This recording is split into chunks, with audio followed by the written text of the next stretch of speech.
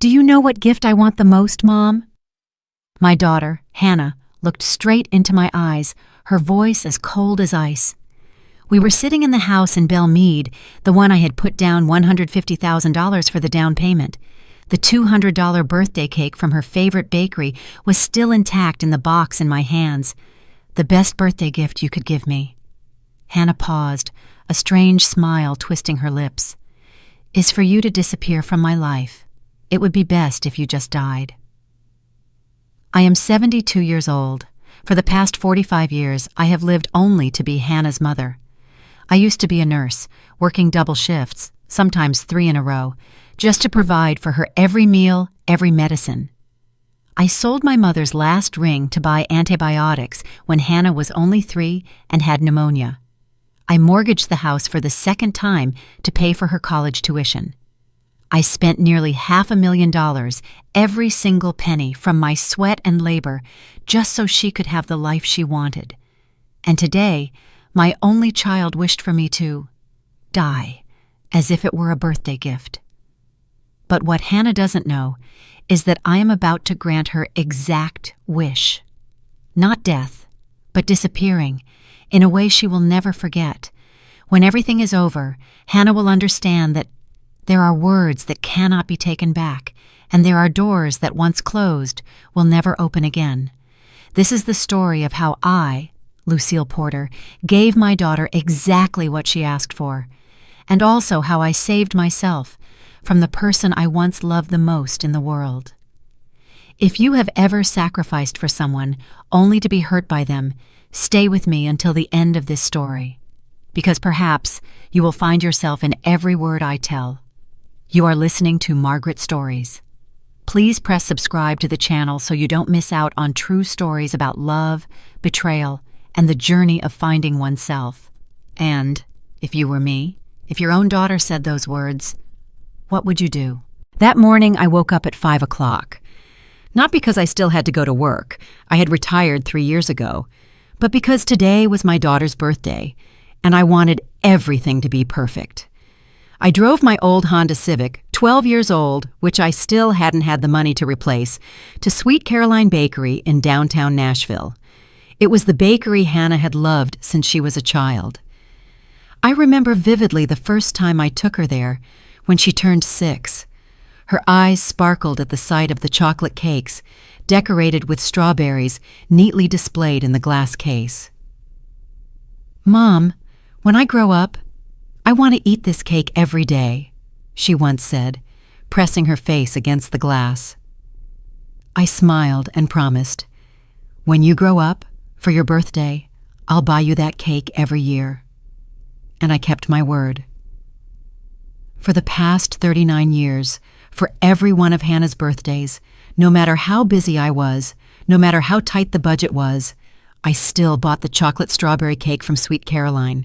This year, the cake cost $200, $40 more than last year, but I didn't mind.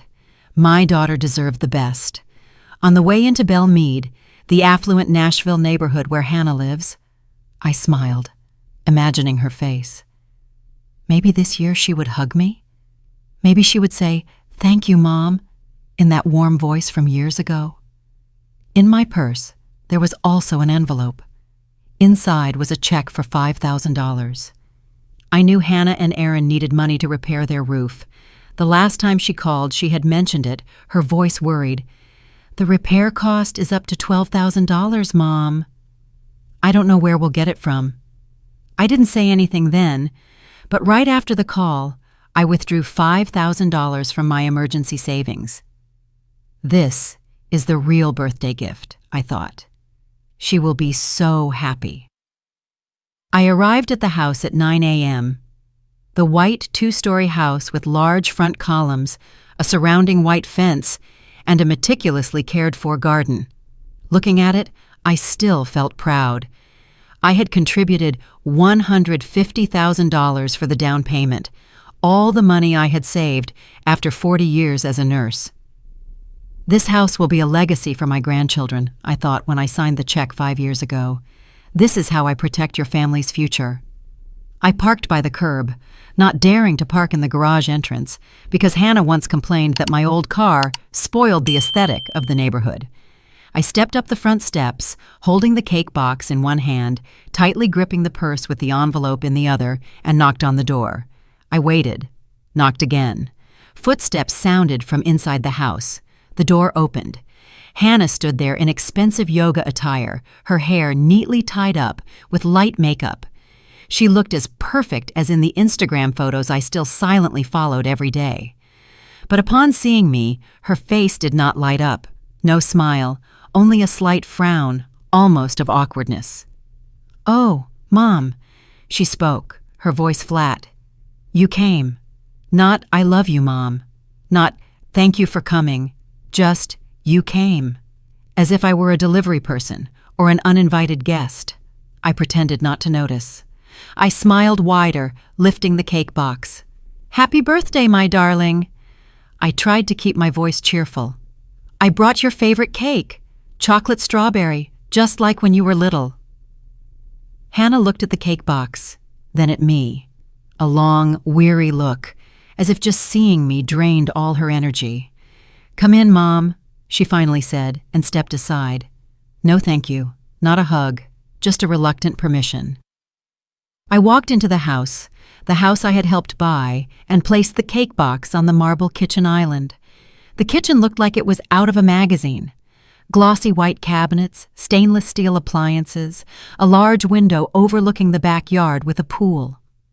"I also brought another gift," I said, reaching for the envelope.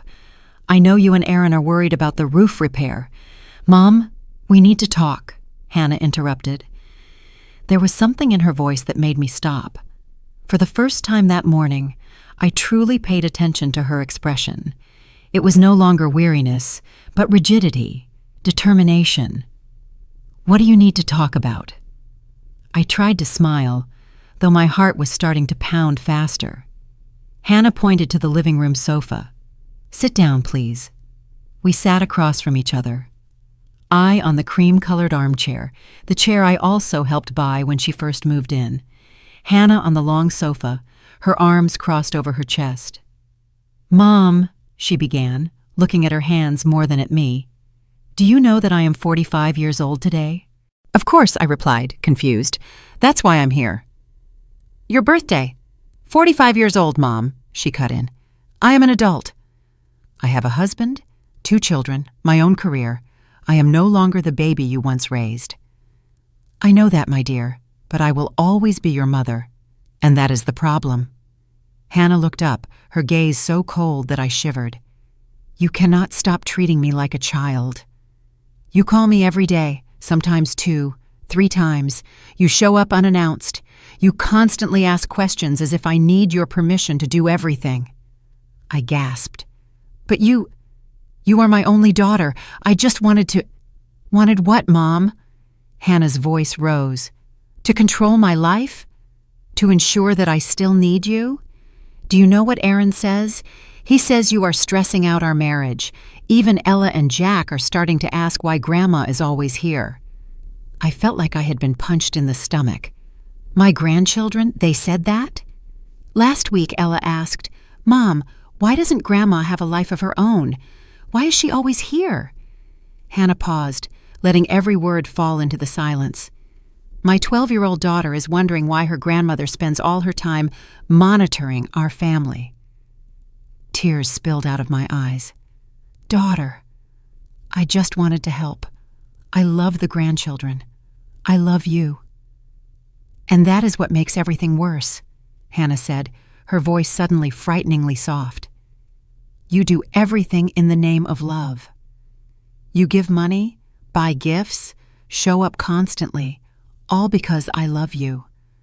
But have you ever asked what I want? Do I need those things? But I thought—" "You thought what, Mom?" Her voice returned, hard as steel. "You thought that if you gave me enough money, enough time, enough sacrifice, I would always need you? Would never grow up and live my own life?" I shook my head, tears flowing faster. "No, that's not it. Do you know how you make me feel?" Hannah stood up, beginning to pace the room. I feel suffocated. I feel guilty whenever I want a day to myself. I feel pressure to make you happy, because apparently you have nothing else in your life but me. Hannah, you're being unfair. She turned back. This time I saw not just anger, but contempt. A deep, long accumulated contempt. Do you want to know what I want for my birthday? She asked, her voice eerily calm. I nodded, not daring to speak. I want to be free, Hannah said, every word sharp. I want to wake up without worrying that you will call. I want to have weekend plans without having to explain.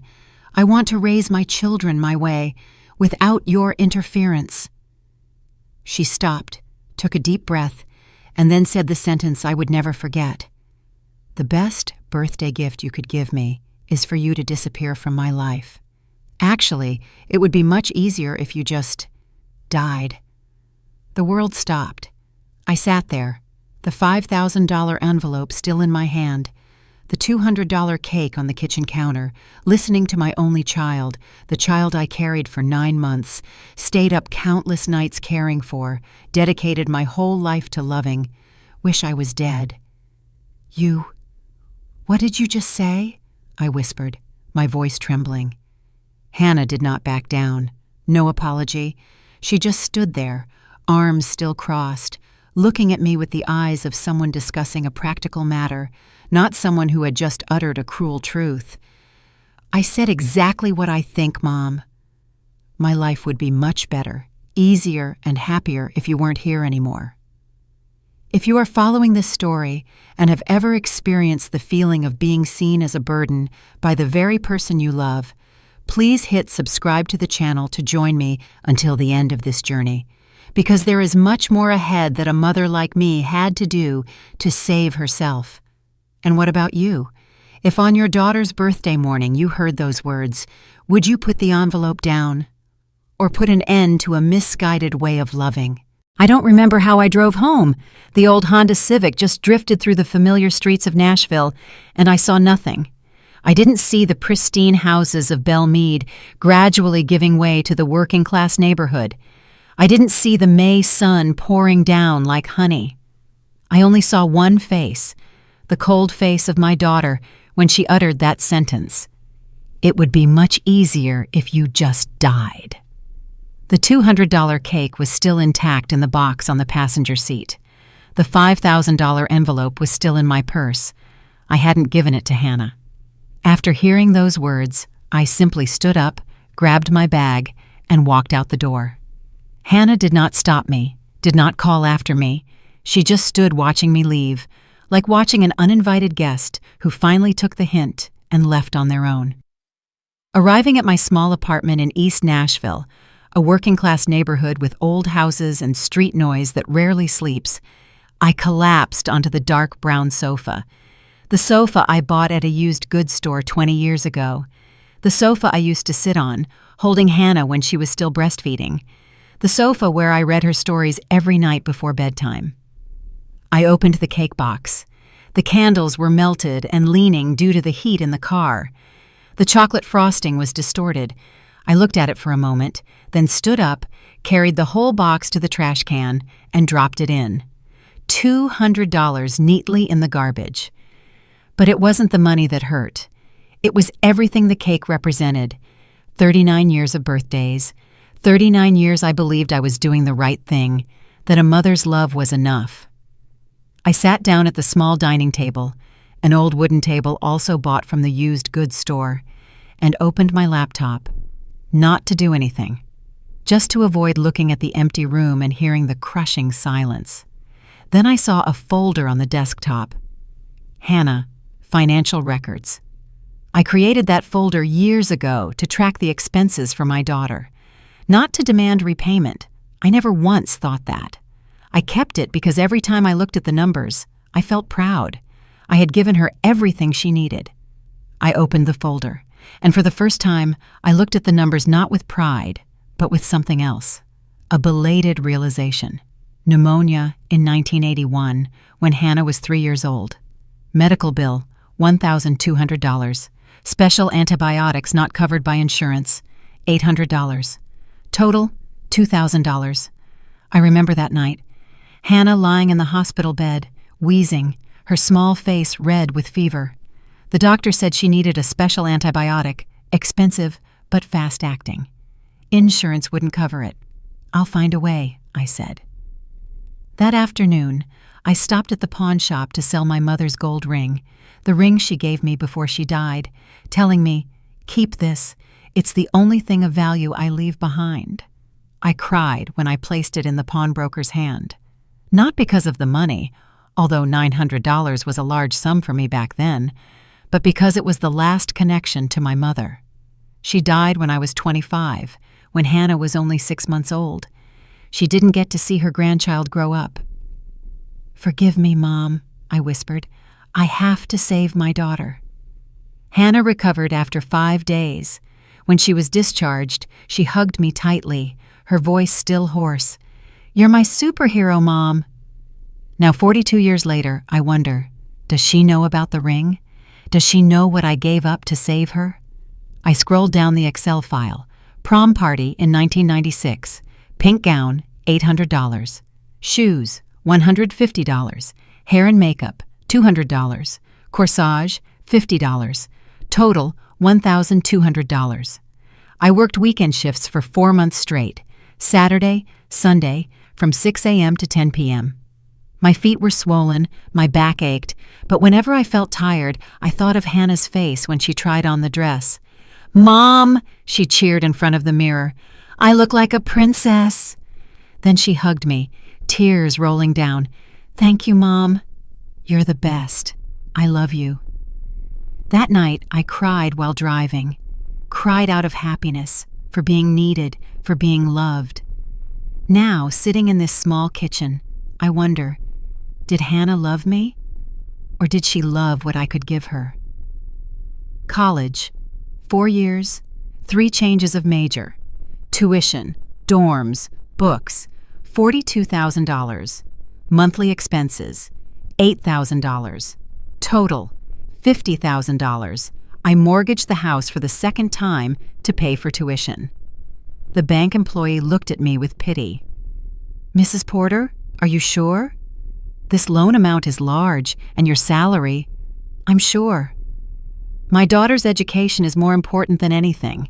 From then on, I paid an extra $400 every month. There were months I only ate instant noodles and white rice to make ends meet.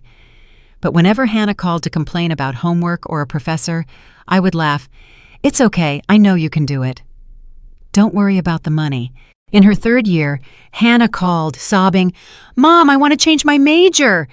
I don't like economics anymore. I want to study art." That meant an extra year, an extra $15,000. "Study what you love," I said, though my heart sank. "I'll take care of it." I took the night shift from 11 p.m. to 7 a.m., the shifts others avoided. The pay was 30% higher, but my health suffered. Sleep deprivation, exhaustion, and my back got progressively worse. Hannah graduated. On the day of the ceremony, she hugged me.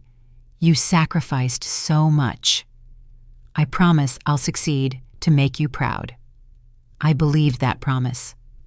Wedding in 2008. Venue, $12,000. Catering, $15,000. Flowers, $4,000 wedding dress, $3,000 photography, $2,500. Band, $2,000. Miscellaneous, $1,500. Total, $40,000. My house was just debt-free then, but after Hannah's wedding, I took out another loan. The teller, a new one, not the familiar Janet Cruz, was surprised. "You are 61 years old. How do you plan to pay off this debt before retirement?" "I will work longer." And I worked until I was 69, 8 years longer than planned, just to pay off the wedding debt. But the wedding was beautiful. Hannah was like a princess. During the traditional dance between the bride and her mother, she whispered, "Thank you for everything, Mom." "I love you." I cried. I thought those were the happiest tears of my life. Down payment on the house in 2018, $150,000. All my savings, everything. I worked from age 21 to 69, 48 years. and all of that I gave to her in one afternoon. We sat in Attorney Clifford Adams' office, Hannah and Aaron on one side of the table, me on the other. Mr. Adams explained the paperwork. Mrs. Porter will be the co-signer of the loan. If they default, the responsibility will fall to you. I understand, I replied, and signed without hesitation. Hannah smiled radiantly. Mom, you're giving us a future. The grandkids will grow up here. This will be our family's legacy. I smiled, my hand trembling slightly as I handed over the $150,000 check, my entire retirement security. I'm happy that you're happy. And I was truly happy, because I believed I was investing in her happiness, in my grandchildren's future. I never imagined that 5 years later, in that very house, my daughter would say she wished I was dead. I closed the Excel file. My eyes were tired from the screen and the tears.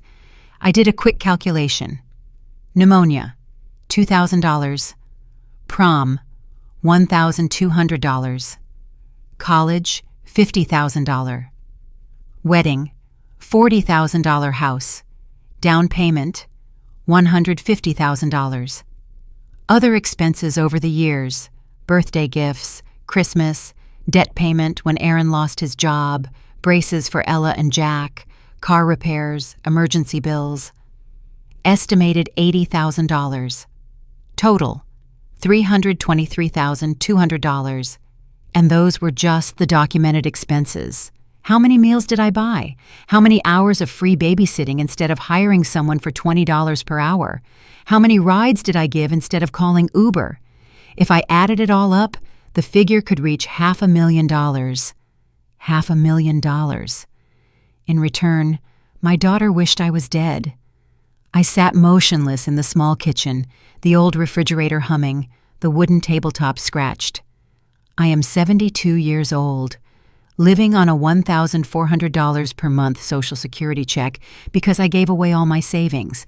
I drive a 12-year-old car. I buy clothes at a used goods store. I cut my own hair to save $30. Meanwhile, Hannah lives in a $450,000 house, drives a new BMW, vacations in the Caribbean every year, and posts on Instagram about her perfect life. And I, the person who made it all possible, am viewed as a burden, an annoyance, someone who is best off dead. If you were me, what would you do now? Continue to be silent, or write an end to a kind of love that made you disappear? My phone rang. Hannah. For the first time in 45 years of motherhood, I did not pick up. It rang. Then it rang again, until it went to voicemail. A minute later, a text message arrived. Mom, I'm sorry if I spoke a little harshly, but I think you needed to hear the truth. Anyway, can you transfer the roof money yet? The contractor is coming next week. I read it 3 times. There was no, I'm sorry for saying you should die. No, I was wrong. Just sorry if I spoke a little harshly, as if the problem was only the tone, not the words. And immediately after, can you transfer the money? Sitting in my small kitchen, phone in hand, I made a life-changing decision. I will not reply to this message. Not now, not ever.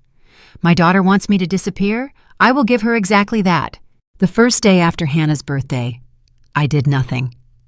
I lay still in bed, looking at the ceiling, letting thoughts drift through my mind like clouds. The phone rang 15 times, all from Hannah. I did not pick up once. Text messages arrived, one after another. 8:30 a.m. Mom, aren't you answering? I need to talk about the roof repair money. 11 a.m. Mom, are you okay? You usually answer me right away. 2:15 p.m. Are you mad at me? I already said I was sorry. 5 p.m. Mom, the contractor is coming Monday. I need to know if you're transferring the money. 8:30 p.m. Now you are really worrying me. Call me back. I read every message. And a strange thing happened. Instead of feeling guilty as usual, I just felt empty, as if a part of me had just shut down. I realized none of the messages were a real apology. No, I regret saying those cruel words. No, I know I hurt you, Mom. There was only, I'm sorry if... The fake apology people give when they don't think they're wrong. And after every apology, there was always a demand for money. On the second day, my mind started to clear. I sat up, made a cup of coffee, and opened my laptop. This time, not to look at past expenses, but to examine my current finances. Checking account, $6,247. Savings account, $843. Total liquid assets, $7,090. That was all I had. At age 72, I opened my monthly income file. Social Security, $1,400. Basic expenses, rent, utilities, food, medicine, $1,150.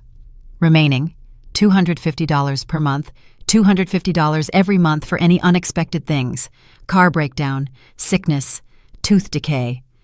I was 72 years old with a $250 buffer. Meanwhile, my daughter is 45. Her husband has a good job.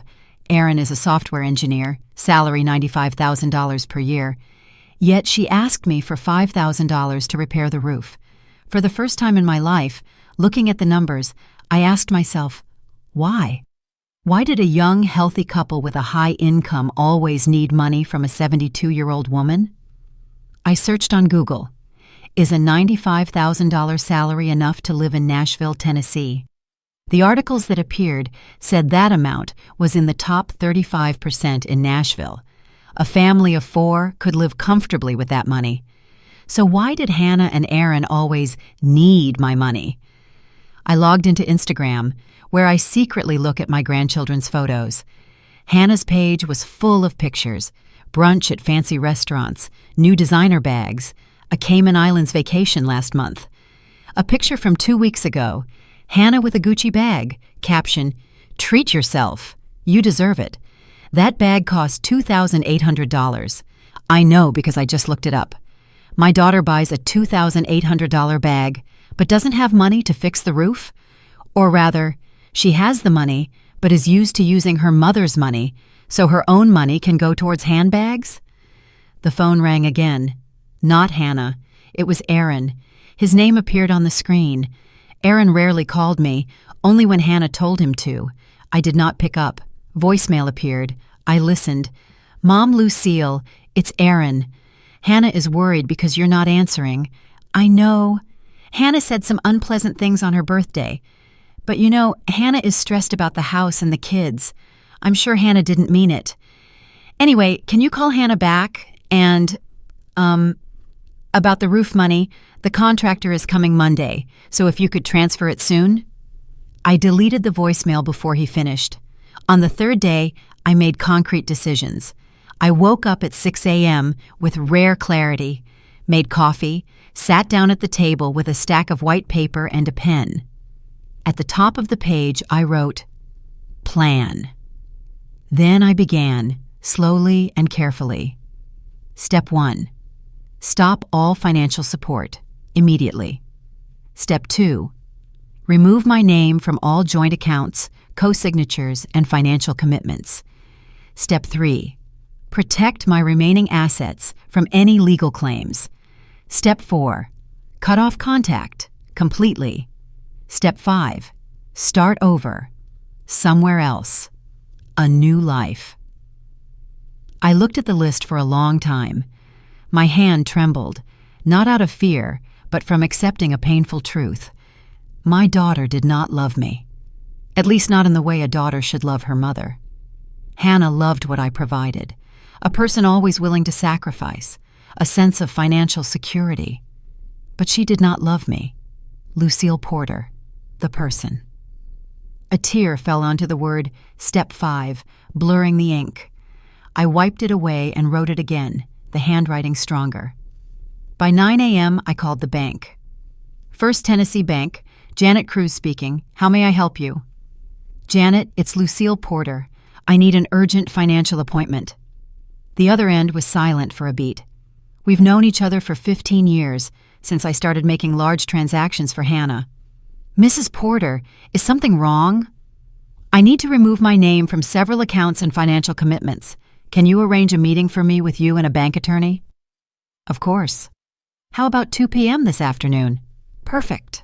Second call, Clifford Adams, the lawyer who handled Hannah's house paperwork 5 years ago. Lucille, his voice was cheerful. Long time no talk? Any good news? Clifford, I need legal advice about separating myself from the financial obligations with my daughter. The other end fell silent. Lucille, this is serious. Are you sure? I've never been surer. All right. 4 p.m. this afternoon. Bring all the documents, the house purchase agreement, the co-signed loan, all commitments. I'll be there. The third call was the hardest. I opened my contacts, found the line. Hannah, my dear daughter. When did I put that heart there? Now, looking at it, it felt like a cruel joke. I took a deep breath and dialed. Hannah picked up on the first ring. Mom! Her voice was both relieved and annoyed. Where have you been? I've called you 100 times. I know. My voice was flat, cold. I didn't recognize myself. Mom, are you okay? Your voice sounds strange. Hannah, I called to tell you one thing. Okay, but first about the roof money. There will be no money for the roof repair. Silence. What did you say? I said there will be no money. No $5,000 for the roof. No money for anything anymore. Are you kidding me? Hannah's voice rose. You know I need that money. The contractor is coming Monday. Then call the contractor and cancel. Or figure out another way, but it won't be from me. Mom! Hannah yelled. What are you doing? You can't just... I'm also going to remove my name from the house, I continued, oddly calm. I will no longer be the co-signer on the mortgage. I am working with the lawyer and the bank this afternoon. You can't do that, Hannah truly screamed. If you remove your name, the bank will force us to restructure the loan. We might not qualify.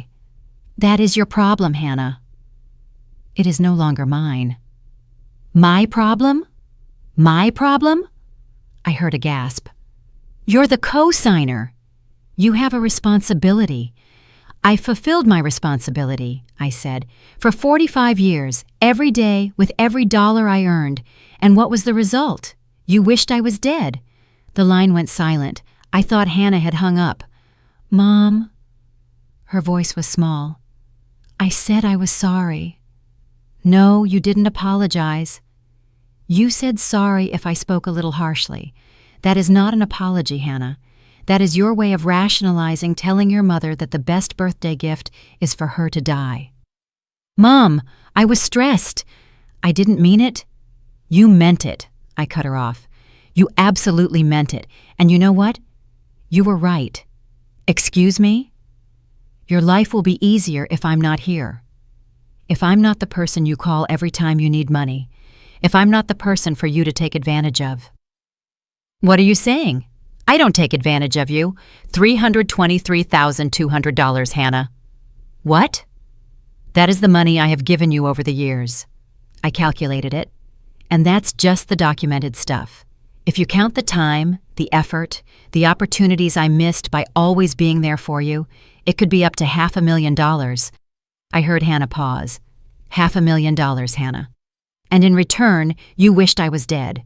Do you think that's a fair deal? Mom, you kept records of everything you gave me? Her voice turned angry. That's not how love works. You gave because you wanted to. You're right. I wanted to. In the past. Now I don't want to anymore. So you're punishing me? For one comment made in anger? It's not one comment, Hannah. It's the truth you felt but didn't dare to say. And you know what? I thank you. Thank me? Thank you for being direct. For showing me clearly my love and sacrifice. It was never enough and it will never be enough. Thank you for setting me free. Setting you free? You talk like I locked you up. You did lock me up, Hannah. In a prison I built myself, of obligation, guilt, and the belief that a good mother must sacrifice everything. Now I am stepping out of that prison. So you're abandoning me? Abandoning the grandchildren? I am not abandoning anyone. I am saving myself. The difference is there. The silence lingered.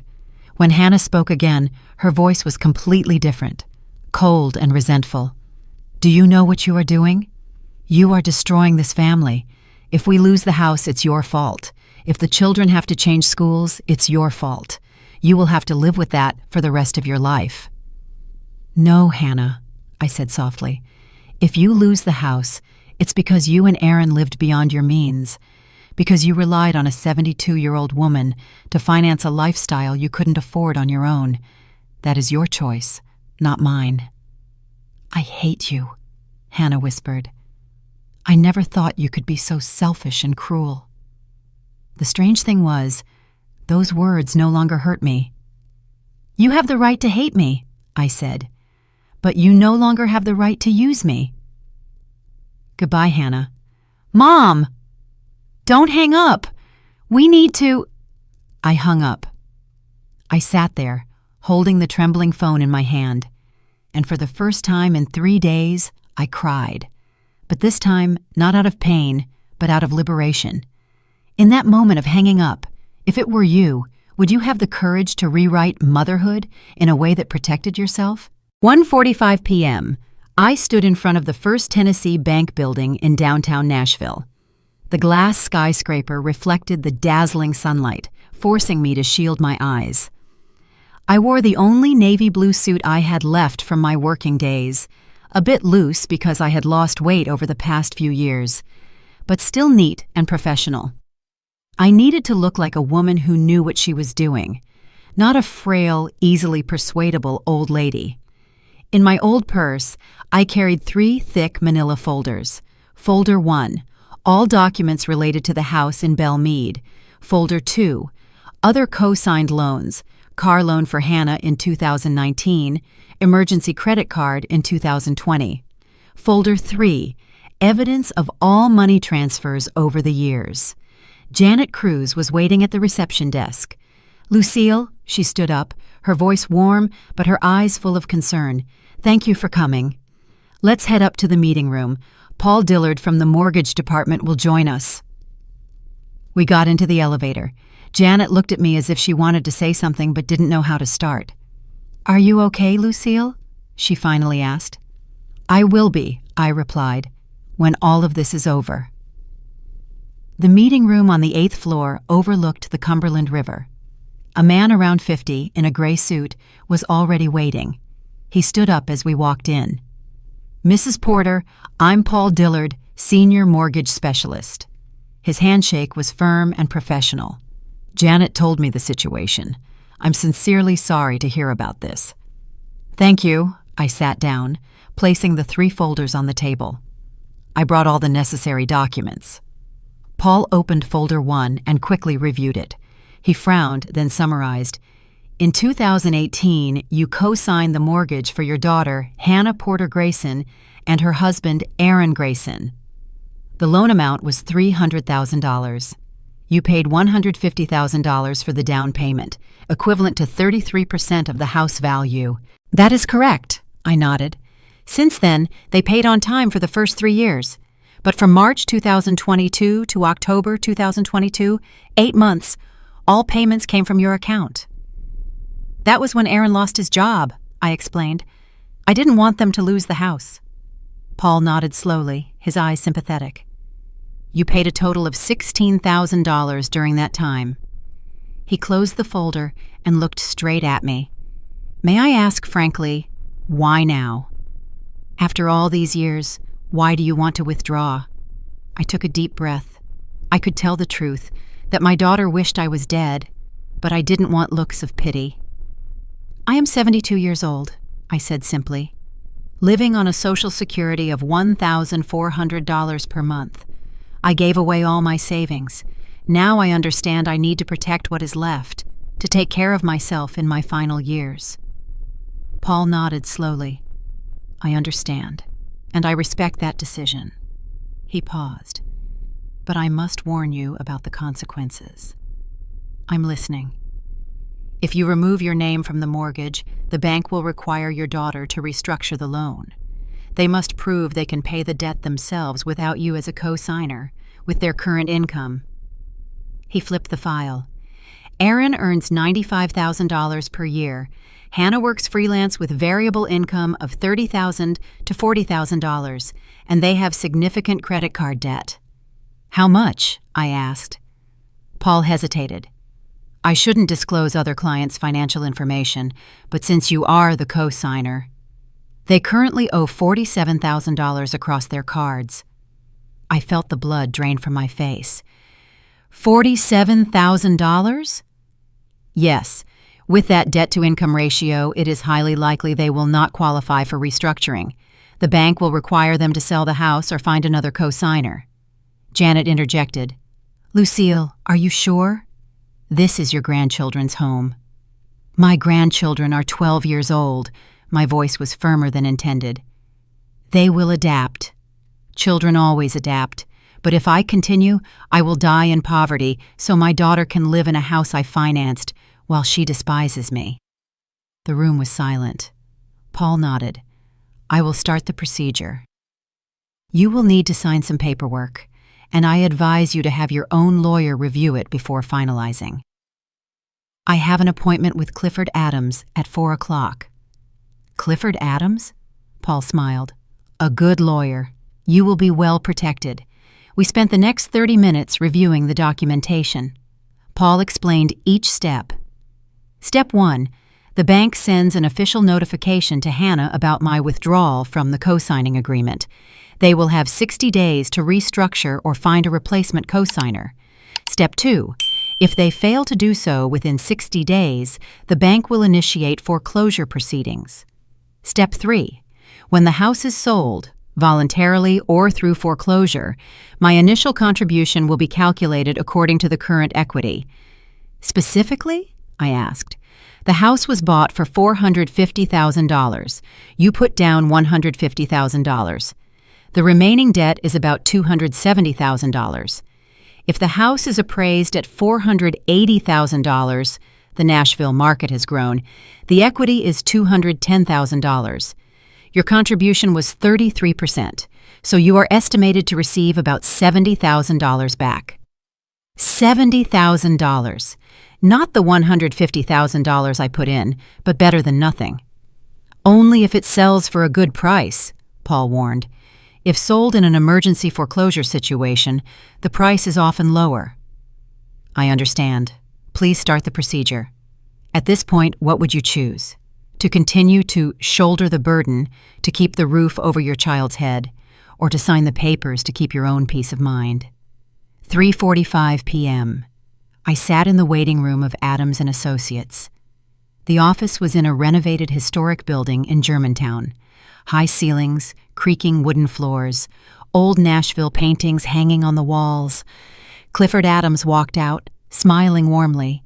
He was 65, with gray hair, gold-rimmed glasses, and a three-piece suit like something out of a 1950s movie. Lucille, he shook my hand. Long time no see. Please come in. His room was filled with books, oak shelves from floor to ceiling, an antique desk, a brass table lamp, a steaming cup of tea. Can I get you anything? Tea? Coffee? Just water, thank you. Sitting down, Clifford crossed his arms, his gaze serious. Lucille, your call this morning surprised me. 5 years ago, you signed the papers right here with a bright smile, saying you were securing a future for your grandchildren. What has changed? I had prepared an answer. But under his kind gaze, a man who had witnessed me in a moment of happiness, the facade crumbled. My daughter said the best birthday gift I could give her was, for me to die, I said, my voice trembling. Clifford froze. My God, Lucille. Right in the house I helped buy. On the day I brought the $200 cake, after I gave her over $300,000 throughout her life. Tears spilled over. I didn't wipe them. She wished I was dead, Clifford. And I realized she was right. Her life would be easier if I disappeared. but my life would also be easier if I were no longer a financial slave to someone who doesn't love me. Clifford stood up, brought a tissue box, and placed it in front of me. He was silent, letting me cry. "Lucille," he finally said softly, "I am not a family lawyer. I do real estate and finance, but in 40 years of practice, I've seen too many stories like yours. Parents give everything, children take it for granted. Do you know what I see most often?" I shook my head, dabbing my eyes. "Those parents die alone and in poverty, while the children fight over what's left." He paused. "You are doing the right thing, Lucille. You are saving yourself, and that is not selfish, that is survival." Those words, from someone who had nothing to gain favor from me, made me cry more, but with relief. "Now," Clifford opened his laptop, "let's discuss what needs to be done." We spent 2 hours reviewing every detail. "Withdrawing from the house mortgage, quite straightforward," Clifford said. "The bank has agreed. You sign the papers relinquishing your co-ownership rights. They notify Hannah and Aaron. Within 60 days, they must prove their financial capacity or sell the house." Other co-signed loans. The 2019 car loan, the BMW X5 for Hannah, with a remaining debt of $18,000. You also withdraw from that. If they fail to pay or restructure, the car will be repossessed. I thought of the shiny BMW Hannah drove while I was still using my 12-year-old Honda. Do it. Emergency credit card. You provided a supplementary card in 2020. The current debt is $8,300. I advise you to cancel the card immediately, then negotiate a repayment plan. If I cancel the card, does Hannah have to pay? No. The card is in your name.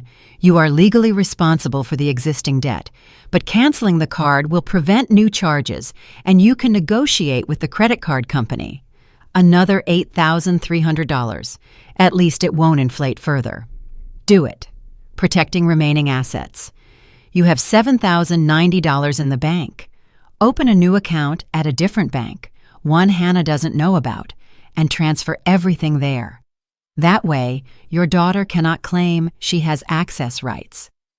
A week ago, I wouldn't have believed Hannah would do that. But now, I will do it. Letter of rejection.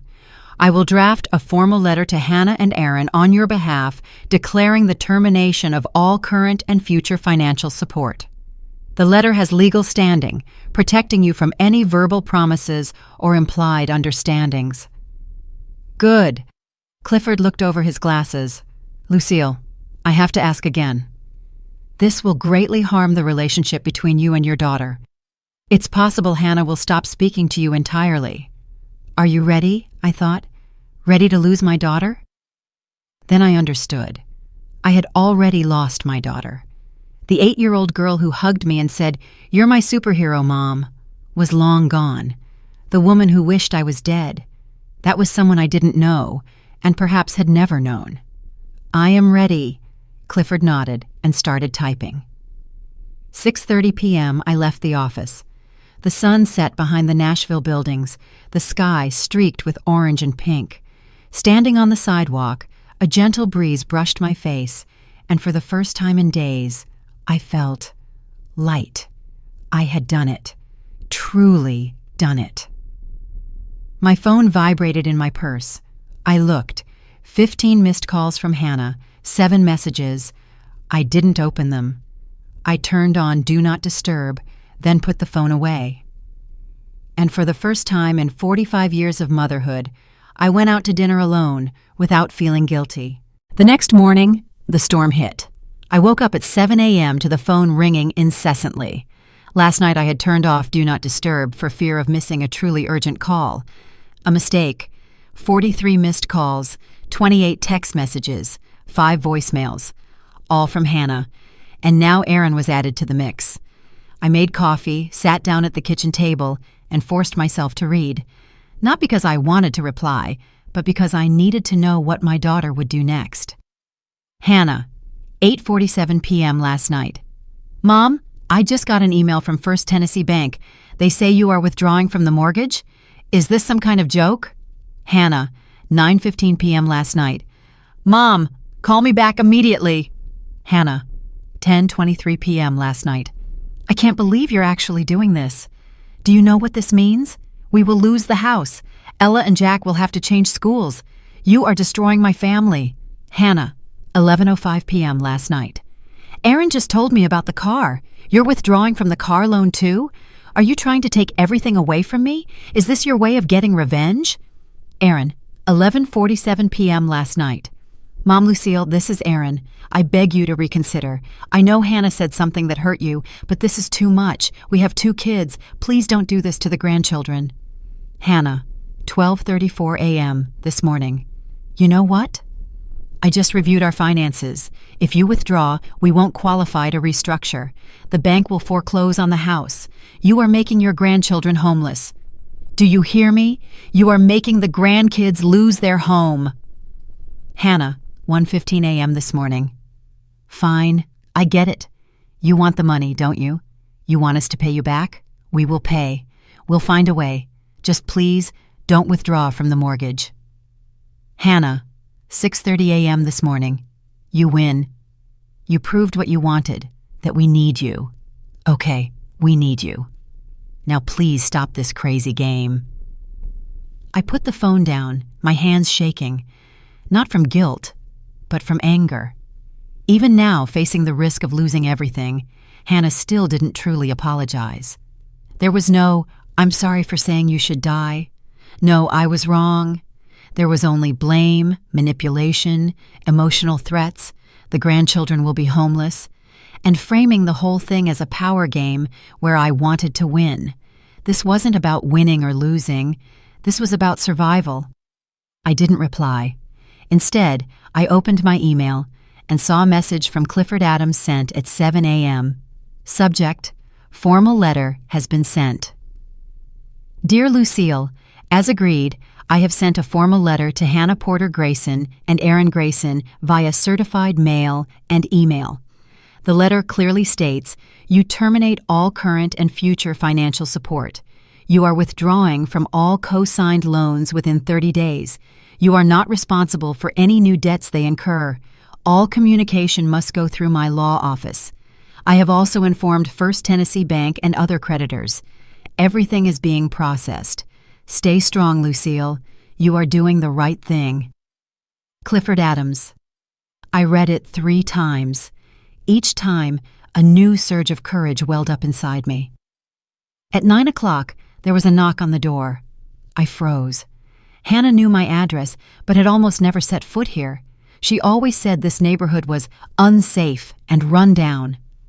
I looked through the peephole. It wasn't Hannah. It was May Robinson, my 68-year-old widowed neighbor who lives next door. We often said hello, but rarely confided in each other. I opened the door. May, hello. May held a tray of baked goods, her face full of concern. Lucille, dear, I heard shouting in the hallway last night. I wanted to make sure you were okay. I was confused. Shouting? In the hallway? Yes. A young woman was standing outside your door, knocking and screaming. I almost called the police, then she left. My heart sank. Hannah had been here. Last night.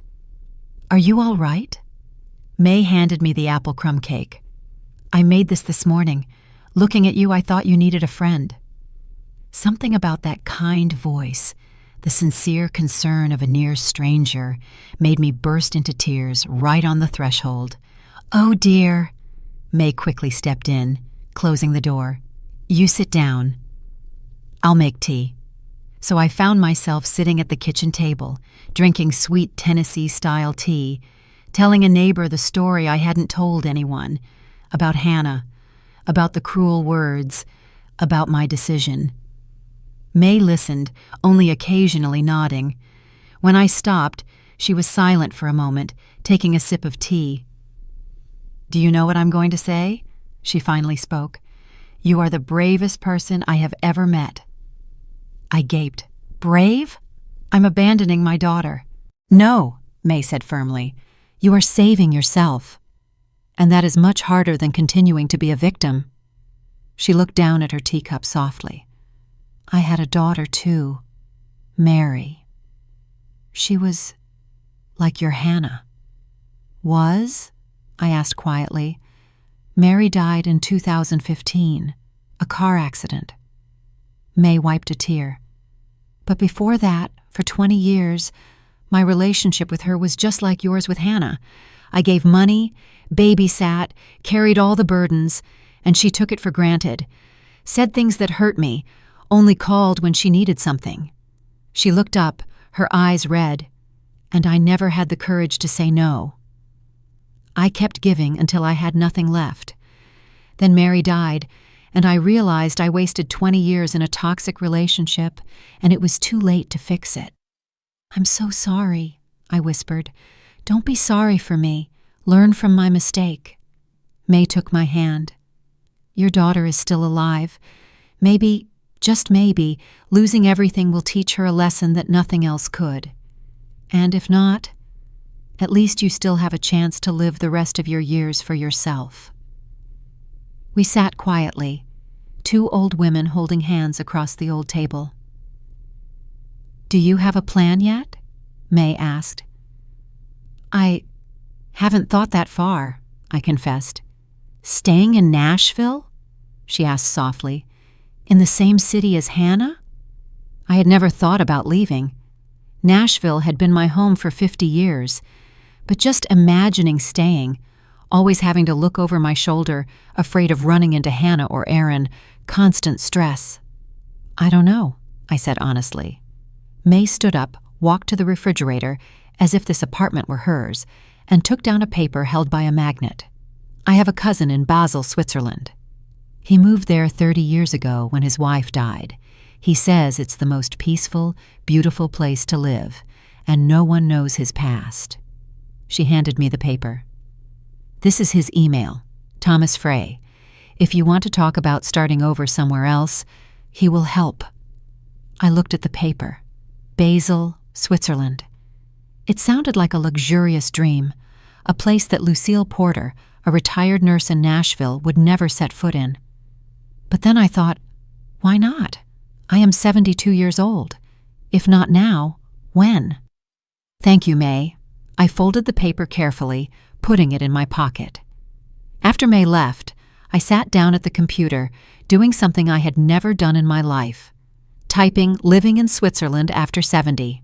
Articles popped up, retirement visa, cost of living, healthcare system.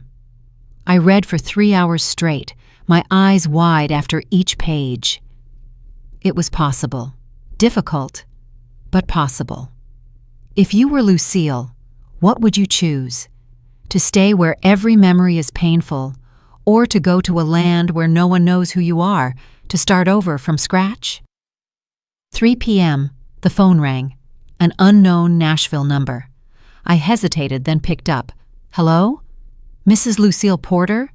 A man's voice, professional. Yes? I am Detective Marcus Shaw, Nashville Police Department. I'm calling about a report received today. An elderly woman may be facing financial exploitation. My heart stopped. Excuse me? We received a call from a Mrs. Hannah Grayson. She alleges that her mother, that's you, shows signs of memory loss and is making poor financial decisions. She worries you are being taken advantage of by someone. I choked up. Hannah did that. She called the police trying to frame me as incompetent. Detective Shaw, I kept my voice steady.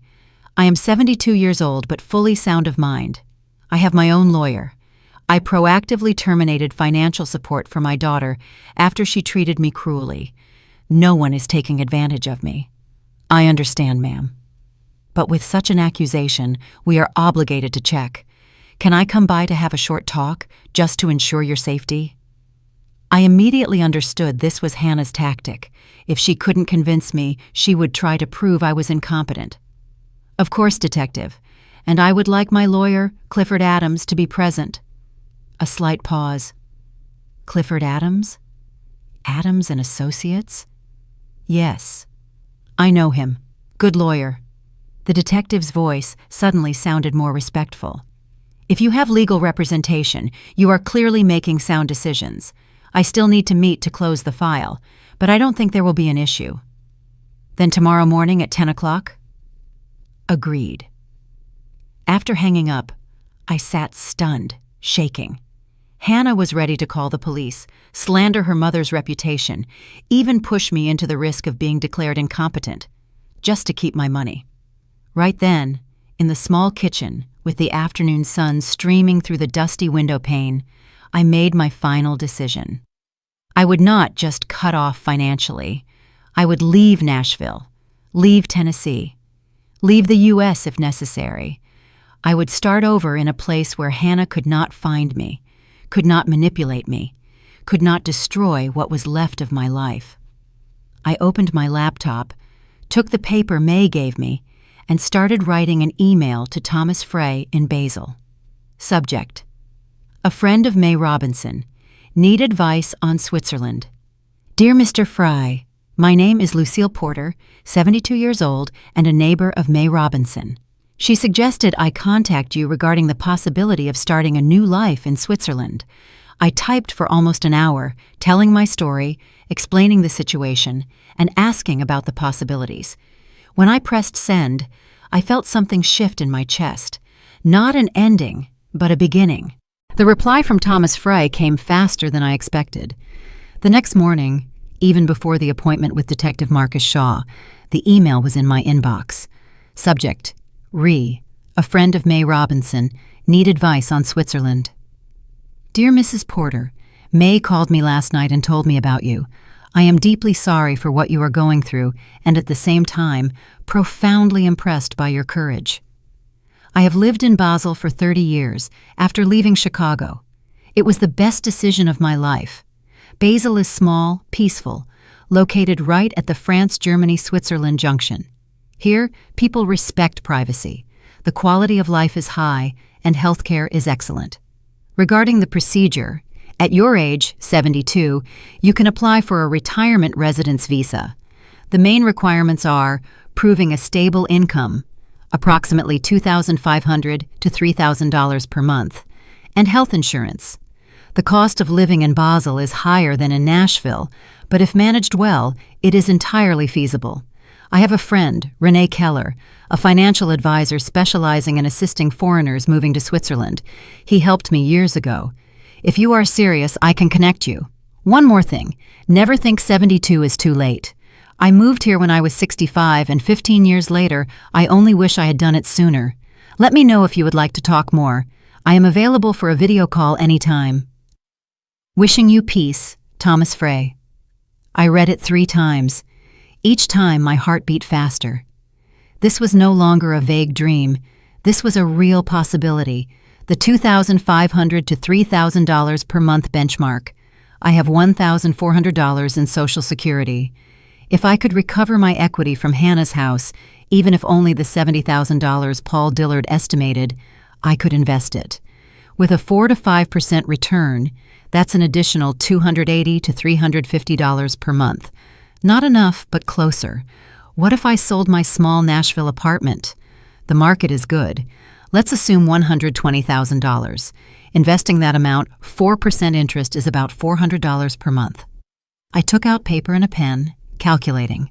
Social Security, $1,400 per month.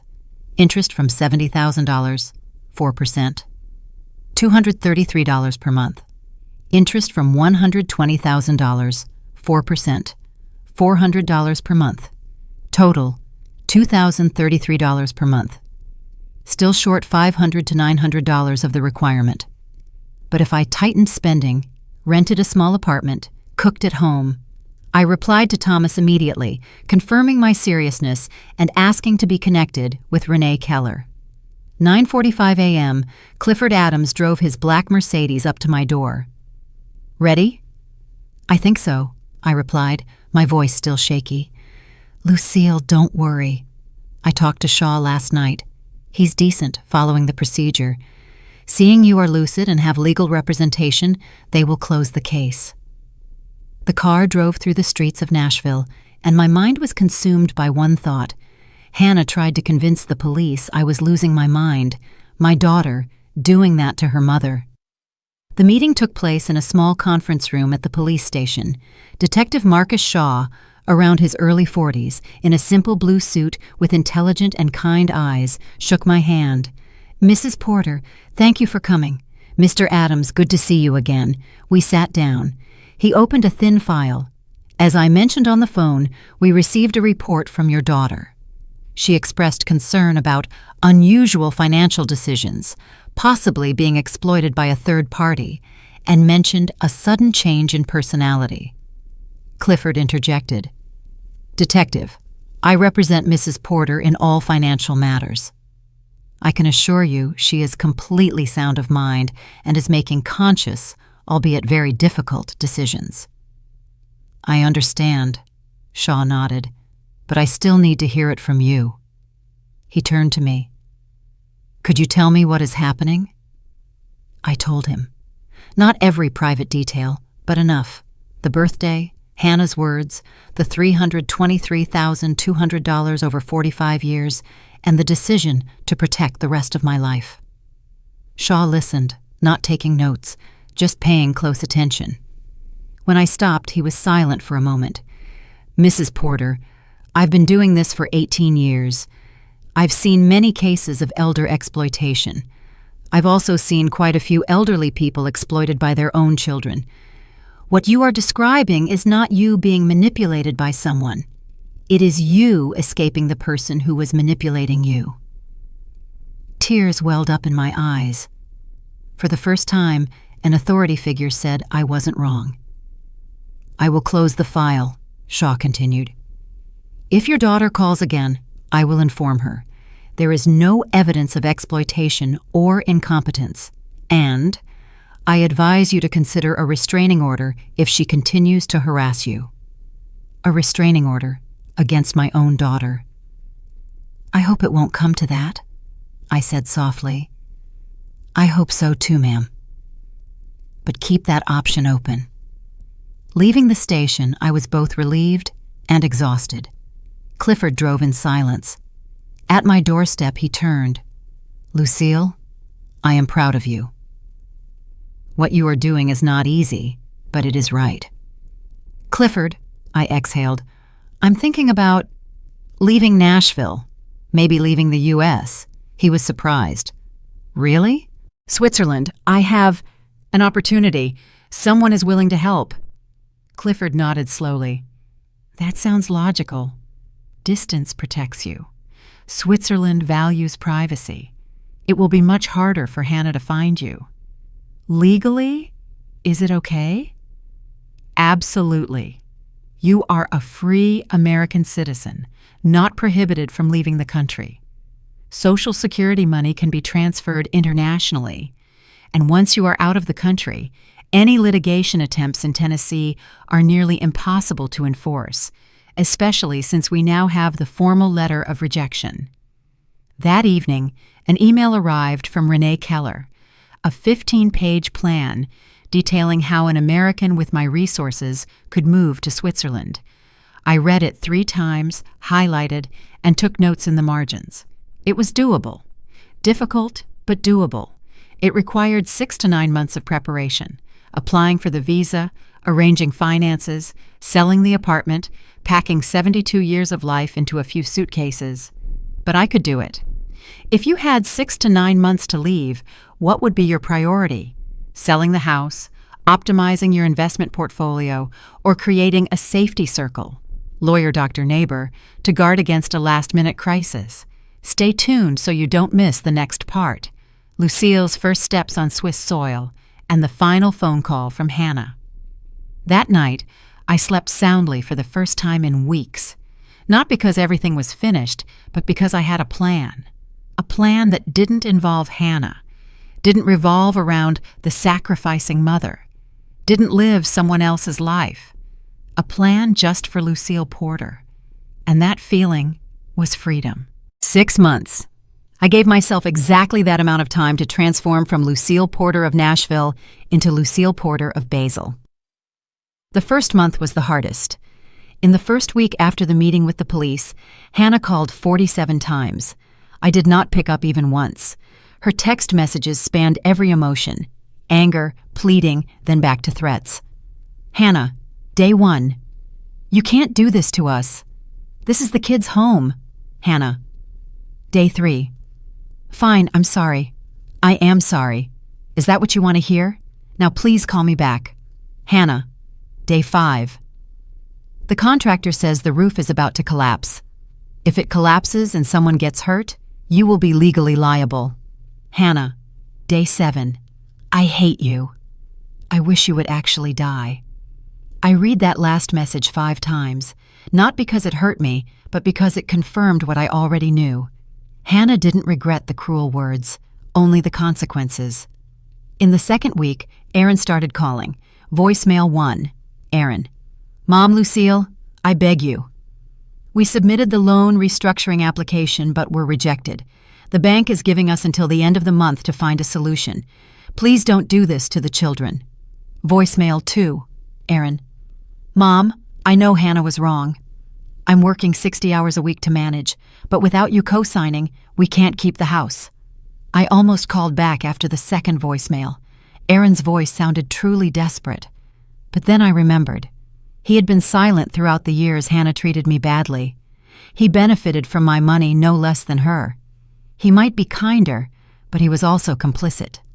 In the third week, the thing I feared most happened. The grandchildren called. The name Ella appeared on the screen, and my heart seized up. Ella is 12. Jack is 12. They are innocent. I hesitated, then picked up. Grandma? Ella's voice was small and shaky. Ella, my dear, I whispered, tears welling up before I could stop them. Grandma, why haven't you called? We miss you. I sat down, my hand trembling as I held the phone. I miss you very much, too. Mom says you're mad at us. But we didn't do anything wrong. Her voice cracked. Grandma, please don't be mad at us. No, never, my dear, I quickly said. I am not mad at you at all. Then why don't you visit? Why don't you call? I wiped my tears, trying to keep my voice steady. Ella, sometimes adults have very complicated things going on. What happened between your mother and me has nothing to do with you. I love you very much. Mom says we'll have to move. Says it's your fault. Her voice dropped. Can you help? Jack and I don't want to change schools. That moment was the hardest. Hearing my innocent grandchild begging me to fix what her mother had broken. Ella, I chose my words carefully. I know this is confusing, but the issue with the house is not my fault, nor is it yours. Those were decisions your mother and father made. But you can help. Mom says you have the money, Ella, I gently cut in. I don't have the money. I gave it all away over many years. Now I have to keep the rest to take care of myself. The line was silent. I heard heavy breathing. Mom says you're selfish. She let out a sentence, her voice no longer crying but cold, a frightening replica of Hannah. Mom says you only think of yourself. I understood. Hannah had taught her children to blame me, taught them that whenever there was trouble, Grandma was the one who didn't help enough. Ella, I said tiredly, one day when you're older, you'll understand. And when that happens, if you want to, I'll be here to tell my side. But right now, please understand. I love you and Jack, but I can't continue to be the one who fixes all of your mother's problems. So you won't help? I can't, my dear. Ella hung up without saying goodbye. I sat numb, the phone still pressed to my ear, and cried. Not for Hannah, but for Ella and Jack. 2 children learning the wrong lessons about love, responsibility, and family. But I couldn't save them by destroying myself. I only hoped that one day they would understand. In the second month, I started the practical steps. I put my 1-bedroom apartment in East Nashville, 750 square feet, needed repairs, on the market. The agent said, with the current market, I think $125,000 to $135,000. Higher than expected. Good news. I started packing, 1 box a day. Clothes I no longer wore, books I no longer read, extra kitchenware. Each box finished was a lightness gained. 50 years of belongings. I realized I didn't need most of it. In the third month, the apartment sold for $132,000. After fees and costs, I received $118,000. Adding the $7,090 I already had.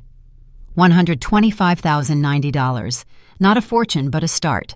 If the bank returned $60,000 to $70,000 from the Belle Meade house, the total could be close to $200,000, enough to invest cautiously and live a simple but comfortable life in Basel. In the fourth month, First Tennessee Bank announced the start of foreclosure on Hannah and Aaron's house. They had 90 days to sell it themselves, otherwise the bank would auction it. Paul Dillard called. "Mrs. Porter, your daughter tried 3 banks to restructure.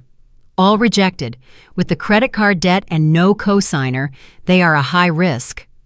"When will the house be sold?" I asked. 4 to 5 more months. The foreclosure process takes time, but you will receive your share when it's done. In the 5th month, I submitted my Swiss retirement visa application with the help of Renee Keller. The 45-page file included proof of income, medical records, identity, letters of reference. 3 to 4 months is typical, Renee said. Your application is solid, stable income, no criminal record, reasonable purpose. What is my purpose? I asked. Quality of life, culture, desire for a peaceful retirement. They don't need to know the private matters. No one needed to know that I was running away from my daughter. In the 6th month, everything fell into place. The visa was approved. The Belle Meade house sold, not for a high price, but enough to pay off the bank and transfer me $67,000 of the equity. Renee found me a 500-square-foot studio near the Rhine River, $1,200 per month. More expensive than Nashville, but within my budget. I booked a one-way ticket, Nashville to Zurich, then a train to Basel. Departure, November 15th, 3 weeks left. I informed May. She hugged me tightly, crying, "You are doing the right thing. I am proud of you." I informed Clifford. He shook my hand, his eyes slightly wet. "Lucille, if you need anything, even from Switzerland, call me." I did not inform Hannah. She didn't need to know where I was going. On my last night in Nashville, I stood in the middle of the empty apartment. Everything had been sold or donated. 3 suitcases by the door, all that was left of 72 years of life. The phone rang. Unknown number. I picked up. "Hello? Grandma?" "It's Jack." I held my breath. "Jack." His voice deeper after 6 months. "Jack, my dear." "Grandma, Dad just told Ella and me the truth." "About what Mom said to you. About why you left." He paused. "I'm sorry for calling you selfish." I didn't know. I sat down on the floor, there were no chairs left, and cried. "You don't need to apologize, Jack. I wanted you to know. I understand. I'm not mad at you, I'm just sad." "I'm sad too, my dear." "Are you ever coming back?" "I don't know, Jack. Honestly, I don't know." "Okay, but can you give me your email so I can write to you?" I read him the email address, and for the first time in 6 months, I saw a tiny spark of hope. Perhaps I hadn't lost everything. Perhaps one day, when Ella and Jack grew up and chose for themselves, I would have a chance to rebuild a healthy relationship, not built on money or obligation. But right now, I needed to save myself. And tomorrow, I would fly to my new life. Today, I turned 75.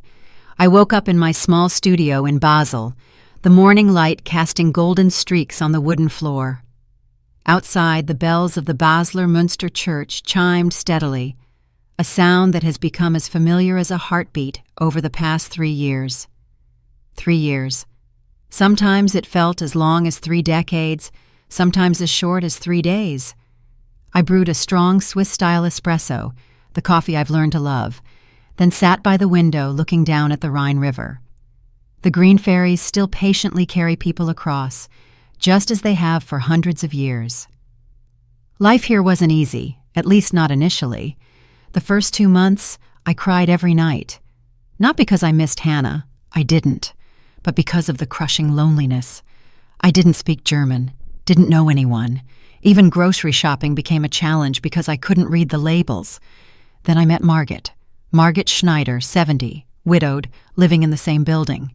One day she knocked on my door, brought me a fresh loaf of bread, and spoke English with a heavy accent. "I hear you are American." "I want to practice my English. Shall we be friends?" Margit took me to the International Book Club, a group of older women from all over.